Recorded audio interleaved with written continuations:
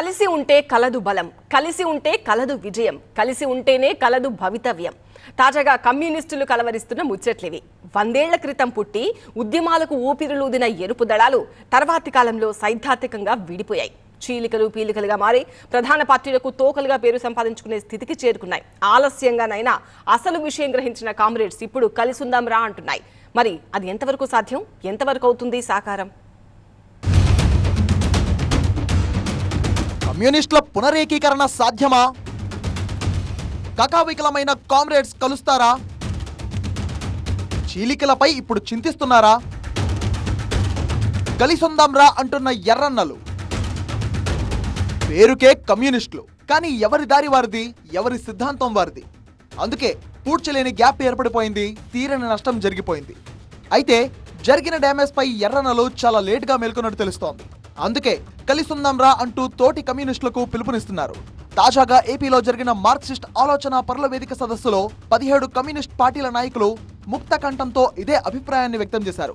Communist ఉద్యమానికి 100 ఏళ్లు నిండుతున్న సందర్భంగా ఉద్యమ పురోగమనం, ఆవశ్యకత, అవకాశాలు, అవరోధాలు అనే స్పెషల్ టాపిక్ పై జరిగిన చర్చలో ఇదే అంశాన్ని ప్రస్తావించారు కామ్రేడ్స్. పాతకాలపు రోతపోకడలు పక్కన పెట్టి మార్క్స్, ఏంజెల్స్, లెనిన్ మావో ఆలోచన మౌలిక సూత్రాలను భారతదేశ ప్రస్తుత పరిస్థితికి అన్వయించుకుని ముందుకు వెళ్లాలని, అందుకు కమ్యూనిస్ట్ ఉద్యమ పునరేకీకరణ ఆవశ్యకత ఎంతైనా ఉందని తోటి కామ్రేడ్స్ పార్టీలకు సూచించారు. దాన్ని ఓడించటం అనే ఒక రాజకీయ లక్ష్యం మీద కూడా ఐక్యం కావాలి. ఇప్పుడు దాకా ఆ రాజకీయ లక్ష్యం చుట్టూ ఐక్యం అవటం అనేది లోపంగా ఉంది. అది భిన్న అభిప్రాయాలు ఉన్నాయి. కలవాలని కొందరు, వద్దని కొందరు ఉన్నది.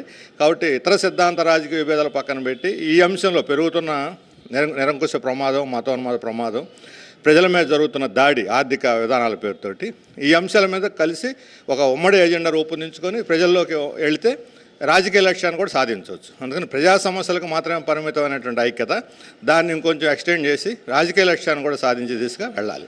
అంటే కమ్యూనిస్ట్ పార్టీలన్నీ విలీనం అయిపోవాలనే లక్ష్యం మా ముందు లేదు ఇప్పుడు. అది వెంటనే సాధ్యం కూడా కాదు. కలిసి ఐక్య కార్యాచరణ, కలిసి పనిచేయాలి.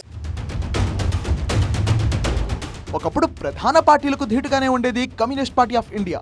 140 ఏళ్ల వయసు కాంగ్రెస్ అయితే 100 ఏళ్ల మార్క్ దాటిన హిస్టరీ కమ్యూనిస్టులది. దాదాపు సమకాలీనమైన కాంగ్రెస్ పార్టీ ఇప్పటికీ దేశ రాజకీయాల్లో క్రియాశీలకంగా ఉంటే కమ్యూనిస్టులు మాత్రం కాలచెల్లిపోతున్నారు. ఈ విషయాన్ని సొంత పార్టీలు సైతం ఒప్పుకుంటాయి అనడంలో సందేహం లేదు. స్వాతంత్ర్యానికి పూర్వం పుట్టిన కమ్యూనిస్టులు అనాదిగా పోరాటాల్లో ముందున్నారు. మార్క్సిస్ట్, లెనిన్ ఆలోచన విధానాలతో సామ్రాజ్యవాద, పెట్టుబడిదారి విధానంపై అలుపెరిగిన ఉద్యమాలు చేస్తూ ప్రజా గొంతుకుగా నిలిచారు. కానీ కాలక్రమేణా తాము పాటిస్తున్న సిద్ధాంతాల్లోనూ విభేదాలు వచ్చి వర్గాలుగా చీలిపోయారు కమ్యూనిస్టులు.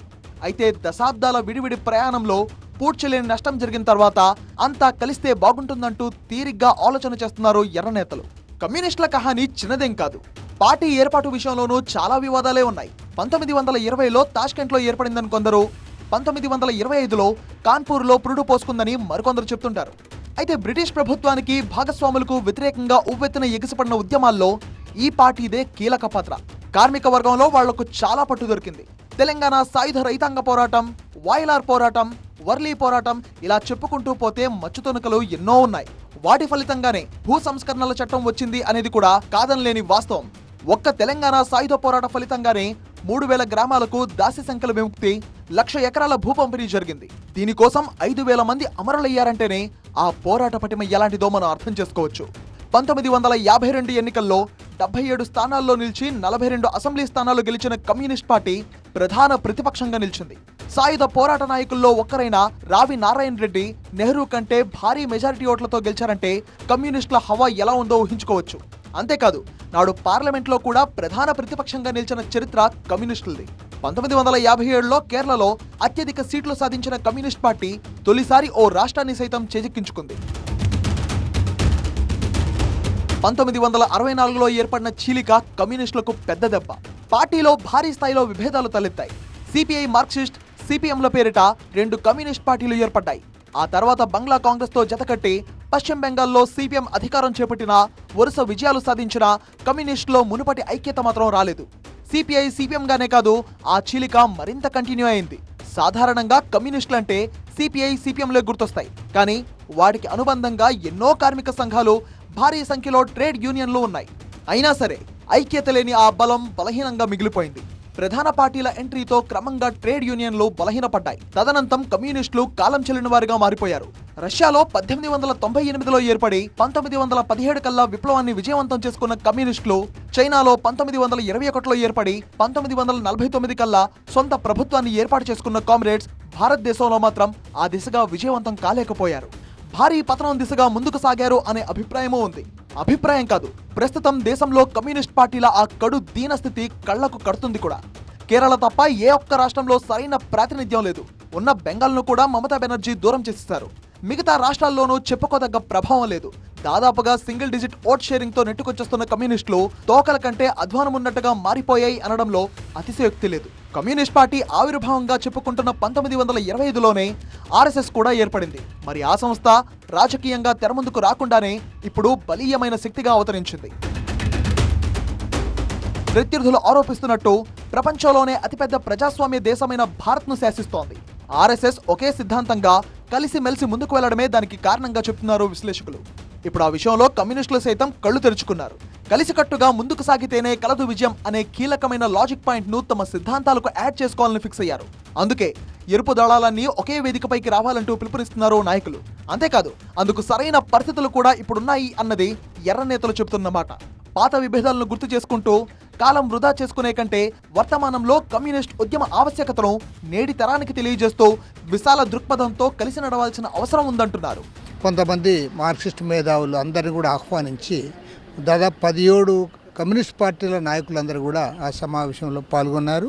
అందరూ కూడా కలిసికట్టుగా ముందుకు సాగాలనే అభిప్రాయాన్ని వ్యక్తం చేశారు. కాబట్టి కమ్యూనిస్ట్ పార్టీగా సిపిఐ రాష్ట్ర కార్యదర్శిగా, అదేవిధంగా మా పార్టీ జాతీయ కార్యవర్గం నిర్ణయం మేరకు కమ్యూనిస్టు ఉద్యమం పునరేకీకరణ జరగాలి. తద్వారా భారతదేశంలో ఒక బలమైన కమ్యూనిస్ట్ పార్టీని నిర్మించడానికి మనమందరం కూడా పూనుకోవాలి. ఎప్పుడో 60 ఏళ్ల నాడు వీడిపోయిన కమ్యూనిస్టులు ఇప్పుడు మళ్లీ కలవడం సాధ్యమేనా అన్నది చర్చనీయాంశమవుతుంది. ఇప్పుడు సిపిఐ సిపిఎంలుగా విడిపోయినప్పటికీ కాలాంతరంలో వీటికి అనుబంధంగా ఎన్నో కార్మిక సంఘాలు సైతం విడివిడిగానే ఏర్పడ్డాయి. విశాఖ ఉక్కు మొదలు ప్రతి ఉద్యమంలోనూ విడివిడిగానే పోరాటం చేశాయి, ఇంకా చేస్తున్నాయి. సో మళ్లీ వీళ్ళు కలిసే అవకాశం లేదా అంటే అది ఒక్కసారిగా జరిగే పని కాకపోవచ్చు, కానీ అనుకుంటే సాధ్యం కాకుండా కూడా ఉండకపోవచ్చు. కొన్నేళ్ల క్రితం 3గా చీలికై సిపిఐ మళ్లీ ఒక్కటైన సందర్భం మన ముందరే ఉంది. ఇప్పుడు తాజాగా 17 కమ్యూనిస్ట్ పార్టీలు అదే అభిప్రాయాన్ని వ్యక్తం చేశాయి. గల్లీ నుంచి ఢిల్లీ దాకా ఉన్న కమ్యూనిస్టులో ఇదే భావన సాధ్యమా, ఇదే రకమైన అభిప్రాయం వస్తుందా అన్నదే కీలక అంశం. అయినా కమ్యూనిస్టులు అంటేనే 1,00,000 సిద్ధాంతాలు. మరి వాటన్నిటినీ కలిపేసి ఒకే తాటిపైకి రావాలంటే అదంత ఈజీ కాదనేవారు ఉన్నారు.